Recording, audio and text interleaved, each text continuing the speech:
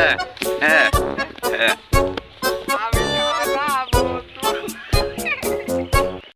A few moments later. এই বুঝা তুমি কয়টা করে টানতে পারবা?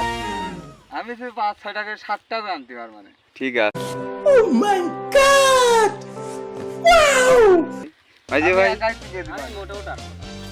বোটে টানবা না মানে আমি পারি নে।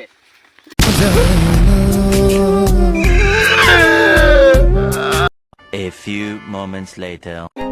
বরাবরের মতো গল্প করতে করতে আমাদের কাজ প্রায় শেষের দিকে, আর এর মধ্যেই আমাদের জন্য নিয়ে চলে এসেছে খাবার, হালকা পাতলা খাবার, পানি আর কি কি নিয়ে এসে চানাচুর না ছোলা ছোলা এ আছে মুড়ি, গামলের ভিতরে কি আছে? ওয়াও, এ কি চানাচুর, পানি চানাচুর দিয়ে আমরা এখন এই লাঞ্চ করব। দেখা যাচ্ছে তো? হ্যাঁ, লাঞ্চ করব আমরা এখন। আপনারা খাবার দাবার শেষ করে আমরা আবার লেগে গেলাম আমাদের কাজে। হ্যাঁ? কাজগুলো শেষ করতে হবে যত তাড়াতাড়ি সম্ভব, ততই আমাদের জন্য ভালো। আবহাওয়া খুব একটা ভালো নয়। তিল কাটা প্রায় শেষ। আমাদের তিল কাটা প্রায় শেষের মুখী। এখন আমরা খুব আনন্দিত বা খুশি। কি তোমরা কি অবস্থা তোমাদের?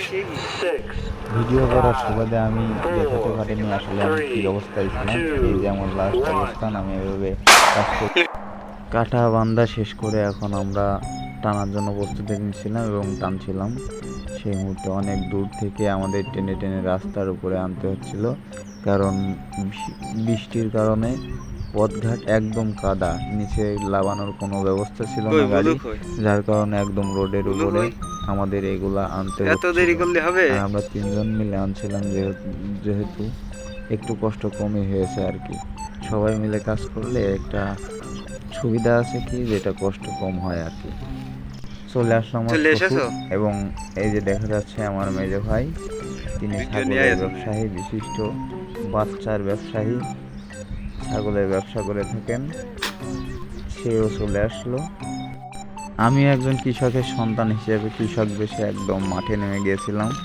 খালি গিয়েছিলাম কারণ আমি তো কাজের জন্য গেছিলাম না, গেছিলাম একটু খরগোশের জন্য ঘাস আনতে।